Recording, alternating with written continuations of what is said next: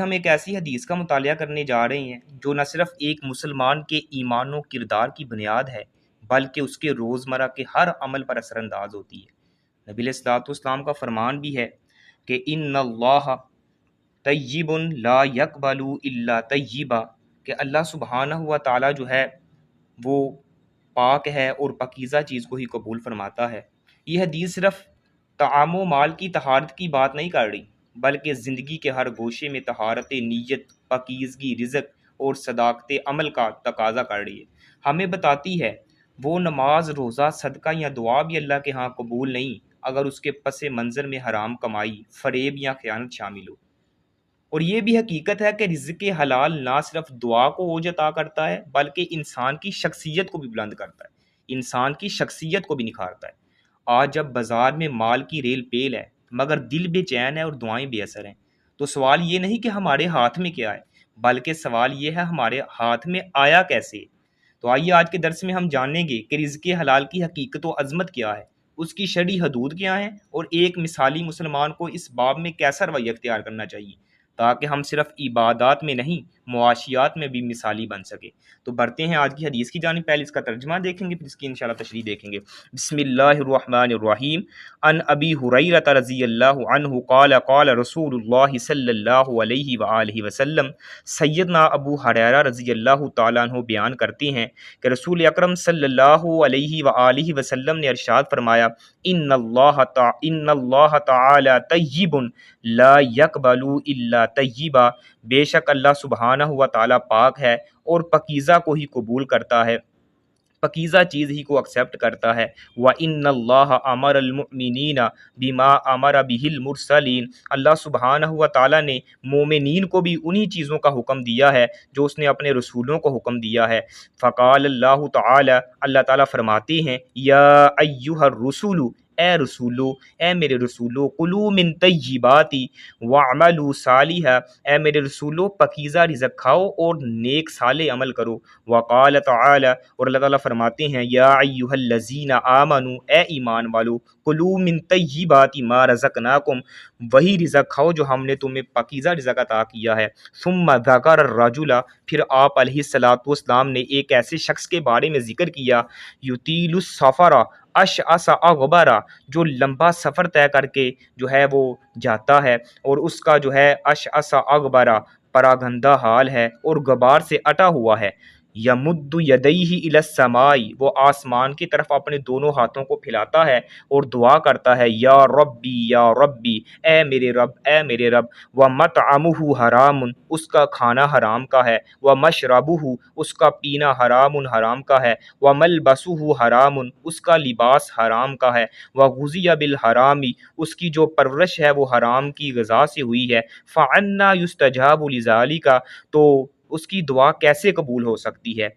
اس کو جو ہے مسلم نے، امام مسلم رحمہ اللہ نے روایت کیا ہے۔ تو اس حدیث کے اندر جو ہے سب سے پہلے اللہ تعالیٰ کا نام جو ہے وہ طیب ہے، اس چیز کا تذکرہ مل رہا ہے کہ اللہ سبحانہ ہوا تعالیٰ کا نام جو ہے وہ طیب ہے، پاکیزہ ہے، اور اللہ سبحانہ ہوا تعالیٰ جو چیز کو ایکسیپٹ کرتا ہے نا، وہ بھی پاکیزہ چیز کو ایکسیپٹ کرتا ہے۔ تو اللہ، اس میں طیب سے مراد ہر وہ چیز آ جاتی ہے، یا ہر قسم کے عیوب و نقائص سے اللہ پاک ہے، اپنی ذات و صفات، اقوال و افعال میں طیب اور پاکیزہ ہے۔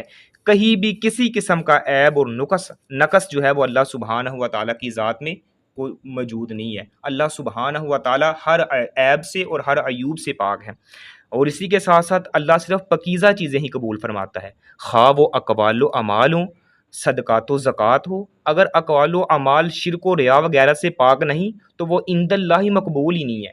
اگر اس میں شرک آ گیا ہے اعمال میں، اسی کے ساتھ ساتھ ریاکاری آ گئی ہے، تو وہ اللہ کے ہاں قبول ہی نہیں ہے۔ اگر صدقات حلال مال سے نہیں بلکہ سود، رشوت، جوا، لاٹری، چوری، غصب یا کسی اور حرام طریقے سے حاصل کرتا ہے تو ایسے مال کو اللہ سبحانہ ہوا تعالیٰ، ایسے مال کا صدقہ بھی قابل قبول نہیں کرتا۔ اللہ کی راہ میں جو مال خرچ کرتا ہے اللہ اس کو بھی قبول نہیں کرتا۔ اللہ سبحانہ ہوا تعالیٰ کس چیز کو قبول کرتا ہے؟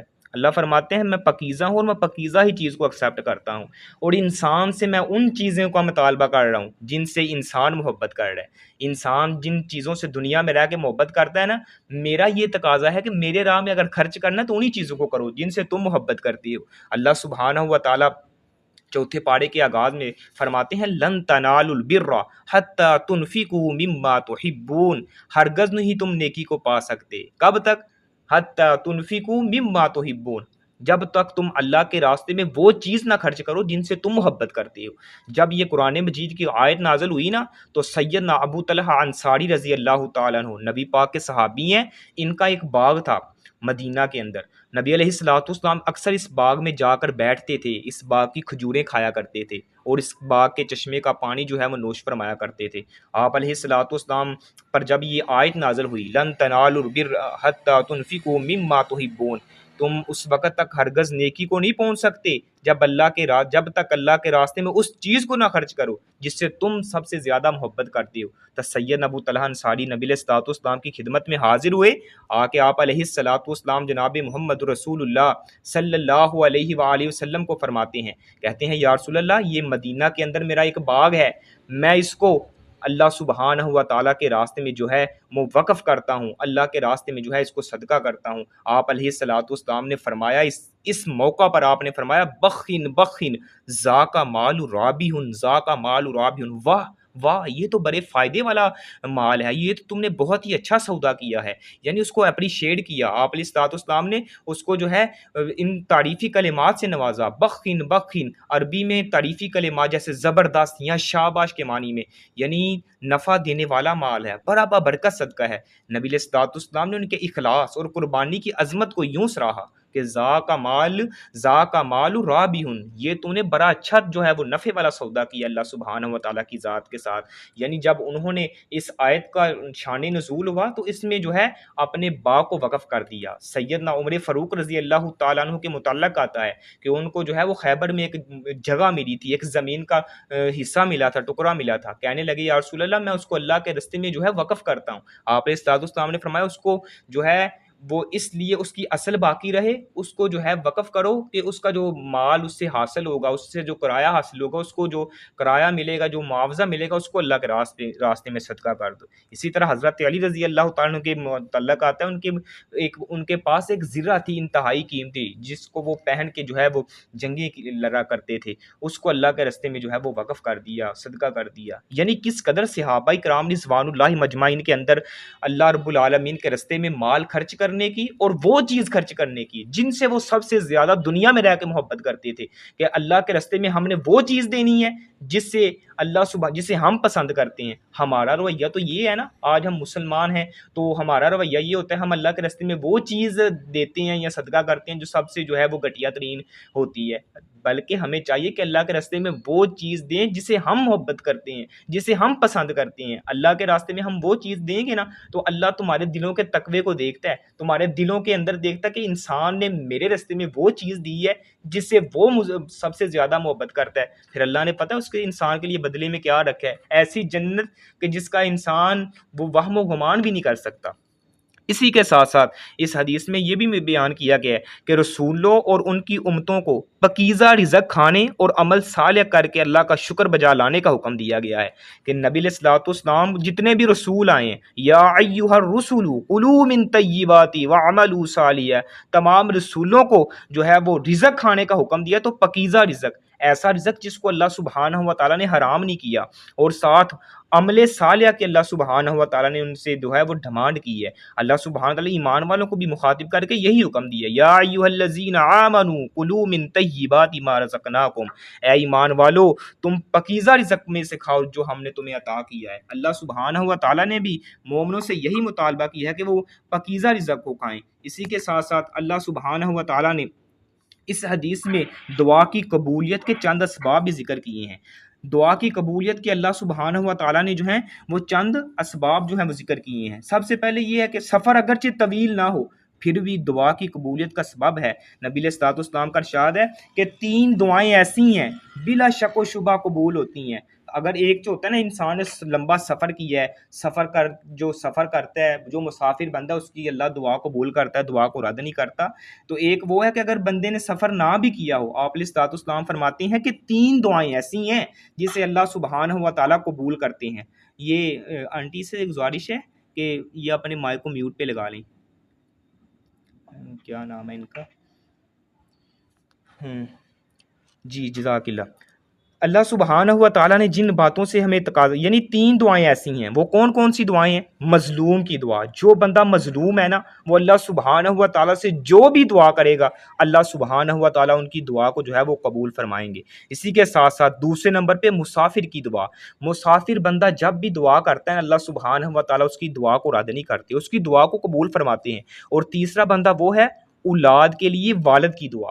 والد کی دعا کو نبی علیہ الصلوۃ والسلام نے جو ہے وہ پروموٹ کیا کہ اگر والد اپنی اولاد کے لیے دعا کرے نا، اللہ اس والد کی دعا اس کی اولاد کے حق میں قبول فرماتے ہیں. یعنی یہ 3 بندے ایسے ہیں، 3 شخص ایسے ہیں، 3 لوگ ایسے ہیں جو بھی اللہ سے دعا کرتے ہیں اللہ ان کی دعاؤں کو قبول فرماتا ہے. وطن سے دوری اور مشقتیں جھیلنے کی وجہ سے سفر میں انسان پر لاچاری، عاجزی کی کیفیت نمایاں ہوتی ہے، اور یہ حالت رب کریم کو بہت پسند ہے کہ انسان جب ایسے سفر مسافر ہوتا ہے اور اس کے اوپر جو ہے وہ عاجزی کی کیفیت ہوتی ہے، لاچاری کی کیفیت ہوتی ہے، تو وہ رب کو بڑی پسند ہے. وہ اللہ سبحانہ و تعالیٰ سے پھر وہ دعائیں مانگتا ہے، اللہ اس کی دعاؤں کو قبول فرماتا ہے. آسمان کی طرف اپنے دونوں ہاتھ اٹھانا، نبی علیہ الصلوۃ والسلام فرماتے ہیں اللہ تعالیٰ بہت حیا دار ہے اور نہایت کریم ہے. جب بندہ اپنے دونوں ہاتھوں کو اس کی طرف اٹھاتا ہے نا تو اللہ کو انہیں خالی اور نامراد واپس کرنے سے حیا آتی ہے. یعنی اللہ سبحانہ و تعالیٰ کے سامنے انسان جو ہے وہ اپنے ہاتھوں کو پھیلا رہا ہے. اللہ فرماتے ہیں جب انسان میری طرف ہاتھ پھیلاتا ہے تو مجھے حیا آتی ہے اس بات پہ کہ میں اس کے جو ہاتھ ہیں وہ خالی واپس لوٹا دوں، اس کو نامراد جو ہے واپس لوٹاؤں. مجھے اس بات پہ حیا آتی ہے. اللہ کے اسماء و صفات کا وسیلہ، یعنی دعا کی قبولیت کا ایک تقاضا یہ بھی ہے کہ جب بھی دعا کریں اللہ کے ناموں کا تذکرہ کر کے، اللہ کی صفات کا ذکر کر کے، اللہ سبحانہ و تعالیٰ کے ناموں کا واسطہ دے کے، اے اللہ تو رب العالمین ہے، تو جہانوں کا رب ہے، تو جہانوں کو پالنے والا ہے، تو جہانوں کو رزق دینے والا ہے، تو ارحم الراحمین ہے، تو یا حی یا قیوم ہے. اے اللہ تو غفور الرحیم ہے. اللہ میرے گناہ بھرے ہیں، یہ تیری رحمت بھری ہے. اے اللہ تو ساری دنیا کو رزق دینے والا ہے. اگر تو ساری دنیا کو رزق دے سکتا ہے تو تیرے خزانے میں اتنی کمی نہیں آتی جتنی کمی ایک سمندر کے اندر انگلی ڈبو کے باہر نکالی جائے تو اس میں کے ساتھ جو پانی لگتا ہے، اتنی کمی نہیں آتی تیرے خزانے کے اندر. اے اللہ میرے تو جو قرضے ہیں وہ ہے ہی بالکل کم سے، میرے تو جو ہے معاملات ہے ہی بالکل تھوڑے سے. اللہ تیری رحمت کے آگے میرے حیثیت کیا ہے، میرے قرضے کی حیثیت کیا ہے، میری پریشانی کی حیثیت کیا ہے. اللہ تیری ایک نظر رحمت سے میری تمام زندگی کی مشکلات کا اگر حل ہو جائیں تو اس میں جو ہے تیرے خزانے میں کمی کوئی نہیں آ سکتی. یعنی اللہ سبحانہ و تعالیٰ کو منانے کا انداز انسان کا ایسا ہونا چاہیے، رویہ ایسا ہونا چاہیے کہ بندہ اپنے رب سے ایسے باتیں کر رہا ہے جیسے کوئی جناب بچہ جو ہے وہ اپنی والدین سے کوئی ڈیمانڈ کرتا ہے. یعنی اس کے بچے کے جب وہ اپنے والدین سے کوئی ڈیمانڈ کرتا ہے، اس کی باتوں میں، اس کی ڈیمانڈوں میں وہ ضد سی ہوتی ہے. وہ اپنے والدین سے اس انداز سے مانگتا ہے جیسے وہ کسی چیز کے بار بار مطالبہ کرتا ہے ضدوں میں آ کے. تو اللہ سبحانہ و تعالیٰ سے بار بار مطالبات کرنے سے، اللہ سبحانہ و تعالیٰ کو بار بار پکارنے سے، اس کے نام لینے سے، اس کی صفات کا تذکرہ کرنے سے اگر انسان کی مشکلات جو ہیں وہ حل ہو جائیں، انسان کی مشکلات آسانیوں میں تبدیل ہو جائیں، تو اس سے اچھا سودا ہو ہی نہیں سکتا. یعنی یہ لے کے چیز آپ نے آنی ہے کہ اپنی دعاؤں میں اللہ سبحانہ و تعالیٰ کے اسماء و صفات لے کے آئیں. اور حدیث میں آیا کہ وہ شخص جو لمبا سفر کر کے اللہ سبحانہ و تعالیٰ کے گھر میں حج عمرہ کرنے کے لیے گیا ہے، ہاتھ پھیلا رہا ہے اور ہاتھ پھیلانے کے بعد وہ اپنے رب سے، رب کے ناموں کا واسطہ بھی دے رہا ہے، کہہ رہا ہے یا ربی، اے میرے رب، اے میرے رب. اللہ سبحانہ و تعالیٰ سے اس کی ربوبیت کا وسیلہ دے رہا ہے. اللہ سبحانہ و تعالیٰ پتہ ہے اسے کیا فرما رہے ہیں؟ اللہ سبحانہ و تعالیٰ فرماتے ہیں کہ میں تیری دعا کو کیسے قبول کروں؟ تو کہہ رہا ہے یا ربی اے میرے رب، میرا وَمَطْعَمُهُ حرام، وہ تیرا تو کھانا حرام کا ہے، وَمَشْرَبُهُ حرام، تیرا پینا حرام کا ہے، وَمَلْبَسُهُ حرام، تیرا پہننا حرام کا ہے، وَغُذِيَ بِالْحَرام، اور تیری تو غذا، تیری پرورش، تیری نشوونما ہوئی ہے تو حرام مال سے ہوئی ہے. فَأَنَّىٰ يُسْتَجَابُ لِذَٰلِكَ، میں کیسے تیری دعاؤں کو قبول کروں؟ دعا کی قبولیت کے لیے انسان کے رزق کا پاک ہونا انتہائی ضروری ہے. دعا کی قبولیت کے لیے انسان کے لباس کا پاک ہونا انتہائی ضروری ہے۔ انسان کی دعا کی قبولیت کے لیے اس کا جو ہے وہ تمام مال جسم جو ہے وہ حلال رزق سے نشوونما پائے، یہ چیز بڑی بڑی ضروری ہے۔ جب تک اس کا جو ہے وہ رزق، جب تک اس کا لباس، جب تک اس کا کھانا پینا، اس کا پہننا، بلکہ اس کی نشوونما حلال رزق سے نہیں ہوتی، پھر بھی وہ اللہ سے دعا کرے تو اللہ اس کی دعاؤں کو کیسے قبول کرے؟ اللہ فرماتے ہیں میں اس کی دعا کو کیسے قبول کروں؟ تو دعا کی قبولیت کے لیے شرائط ہیں، انسان حلال رزق کھائے، دعا میں اصرار و تکرار، عزم و قطعیت، حدیث میں مذکورہ شخص اپنے مطلوب کا مکمل حریص اور بار بار یا رب کہہ کر اصرار کر رہا ہے۔ دعا میں نبی علیہ الصلوۃ والسلام کی سنت بھی یہی تھی، آپ جب بھی دعا کرتے تو دعا کو کئی بار دہراتے، تین بار دہراتے، اللہ سے بار بار ایک ہی دعا جو ہے بار بار دہرا کے کیا کرتے تھے۔ حدیث میں دعا کی قبولیت میں پائے جانے والی رکاوٹوں میں سے ایک رکاوٹ کا بیان یہ ہے کہ وہ ہے کہ حرام کھانا، جو تمام رکاوٹوں میں سب سے زیادہ خطرناک ہے۔ دوسری رکاوٹ واجبات کو چھوڑنا، محرمات کا ارتکاب کرنا، جو چیزیں تم پر واجب کی گئی ان کو تم چھوڑ دیتے ہو، جن سے تمہیں منع کیا گیا ان کا تم ارتکاب کرتے ہو۔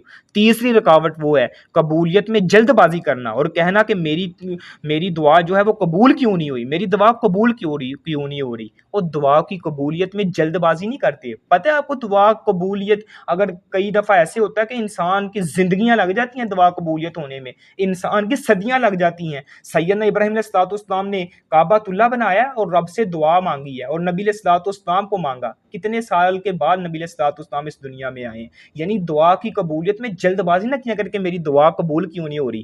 ہو سکتا ہے وہ دعا آپ کی زندگی میں قبول نہ ہو، لیکن آپ کی آنے والی نسلوں میں وہ قبولیت کا سبب بن کے جو ہے وہ اس کا نتیجے میں سامنے آئے۔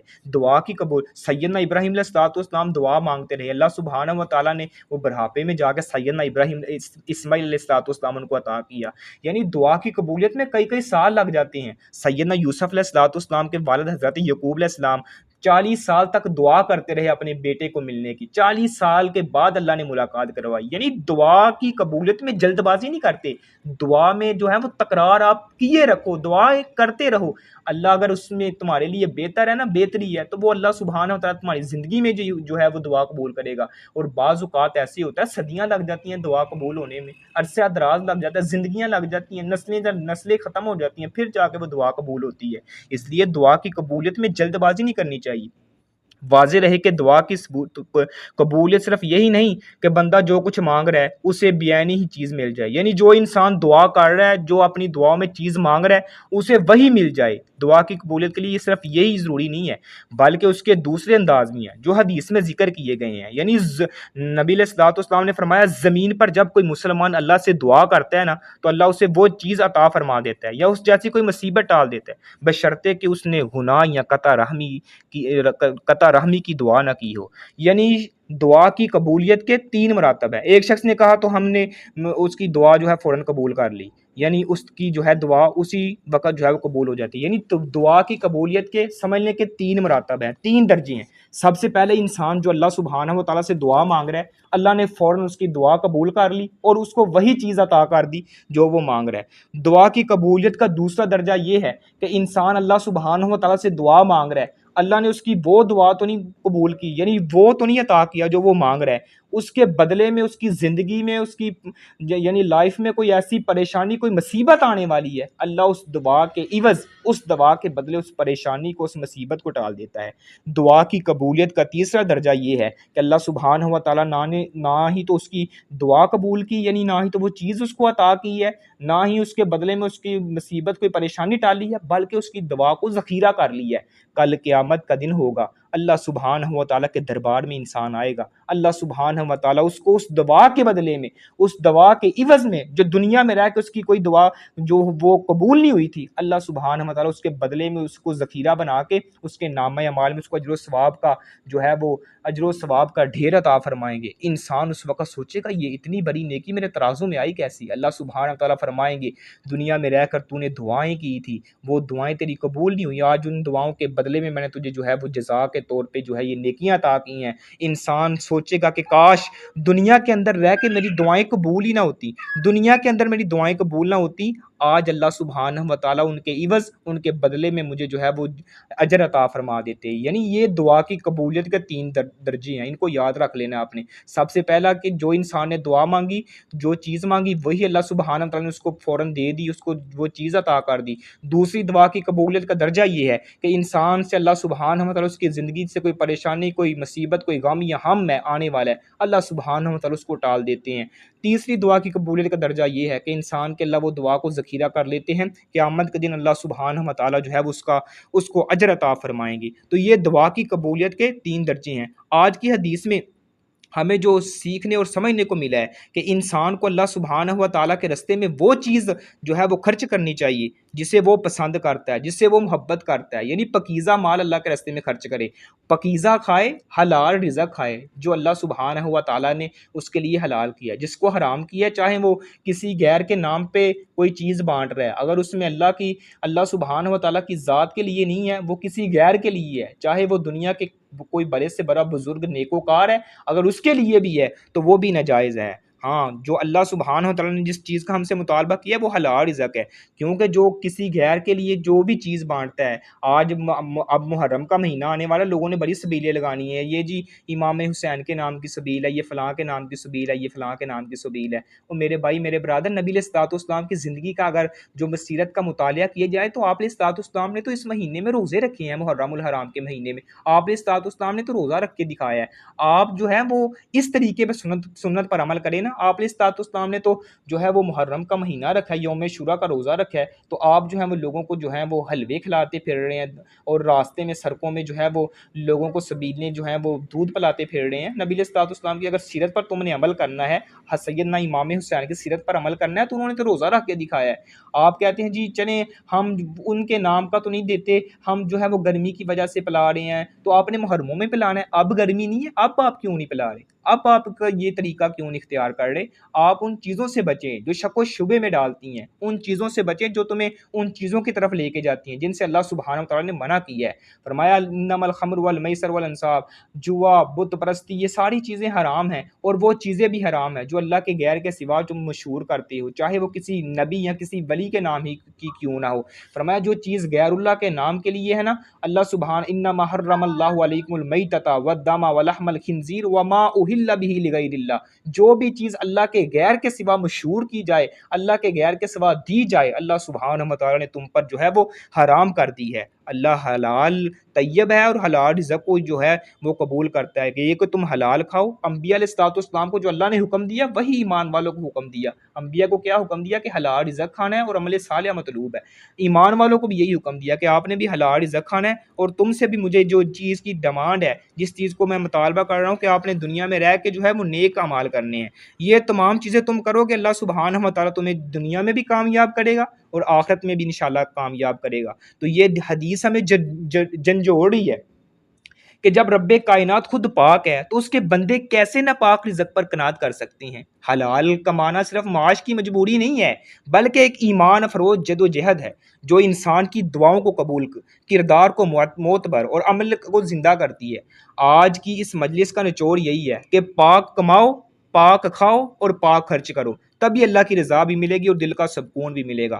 جب تم نے پاک کمانا شروع کر دیا، پاک کھانا شروع کر دیا اور پاک خرچ کرنا شروع کر دیا، اللہ کی رضا بھی ملے گی اور دلوں کو سکون بھی ملے گا۔ ہمیں رزق حلال کے حصول میں استقامت عطا فرمائے، اور اللہ سبحانہ و تعالی ہمیں ہمارے ایمان کی روشنی جو ہے وہ منور فرمائے۔ اگر ہم نے یہ چیزوں پر عمل کرنا شروع کر دیا، اللہ سبحانہ و تعالی ہماری زندگیوں میں بھی جو ہے وہ برکت عطا فرمائے گا، ہمارے رزق میں بھی برکت عطا فرمائے گا، اور ہمیں کامیابی سے سرفراز اور کنار بھی فرمائے گا۔ اللہ سبحانہ و تعالی سے دعا ہے جو کچھ سنا ہے، جو کچھ سنایا ہے، اللہ میرے سمیت ہم سب کو عمل کرنے کی توفیق عطا فرمائے۔ اور جن سسٹر نے آج کا درس دی ہے، جس سسٹر عائشہ، اللہ سبحانہ و تعالیٰ ان کے بھی عمل میں جو ہے وہ برکت عطا فرمائے۔ تو یہ ہم سلسلہ انشاءاللہ جاری و ساری رکھیں گے۔ تو باقی کچھ لوگ غیر حاضری بہت کر رہے ہیں، نہ ہی تو وہ اطلاع دیتے ہیں کسی مجبوری ہے یا کیا ہے معاملہ ہے، تو یہ ایک غیر ذمہ داری ہے۔ تو ایک مثالی مسلمان کو تو یہ زیب نہیں دیتا، یعنی اس کو جو ہے وہ ایک ذمہ دار نہیں جب تک بنے گا، تو اگر آپ دیکھیں نا اللہ کے نظام کے متعلق، تو اللہ کا نظام جو ہے وہ دنیا کائنات میں جو ہے اللہ سبحانہ وتعالیٰ نے ہر چیز کو وقت پر جو ہے وہ متعین کر دیا ہے، اور اللہ نے قرآن مجید میں فرمایا بھی ہے ان الصلاۃ کانت علی المؤمنین کتابا موقوتا، نمازوں کو میں نے وقت مقررہ پر فرض کیا ہے۔ اللہ سبحانہ وتعالیٰ ایک جگہ پہ فرماتے ہیں کہ الشمس والقمر بحسبان، سورج اور چاند کا اگر آپ ان کا موازنہ کریں تو کیسے وہ اپنے ٹائم پر ہیں، جو وہ اپنے سفر کو اپنے مدار میں گھوم رہے ہیں۔ ہر چیز اللہ سبحانہ و تعالیٰ نے ایک نظم و ضبط اس کا قائم کی ہے، تو اگر ہمارے اندر وہ سسٹم دیکھ کے بھی سمجھ کر بھی ہم اس کو اپناتے نہیں ہیں، یعنی وہ وقت کے پابند نہیں بن رہے، تو یہ نہ ہی جو ایک ذمہ داری کا احساس کر رہے ہیں، تو پھر ہم کیسے وہ مثالی مسلمان بنیں گے؟ تو ان سے گزارش ہے آپ بھی ان تک وہ اطلاع پہنچائیں، ایسے غیر ذمہ داری کا جو ہے وہ رویہ نہ اختیار کیا کریں۔ اللہ سبحانہ و تعالیٰ جو کچھ سنا سنایا عمل کرنے کی توفیق عطا فرمائے۔ وآخر دعوانا ان الحمد للہ رب العالمین۔ اگر کسی کا سوال ہوا تو وہ آپ سوال کر سکتے ہیں، انشاءاللہ وہ میں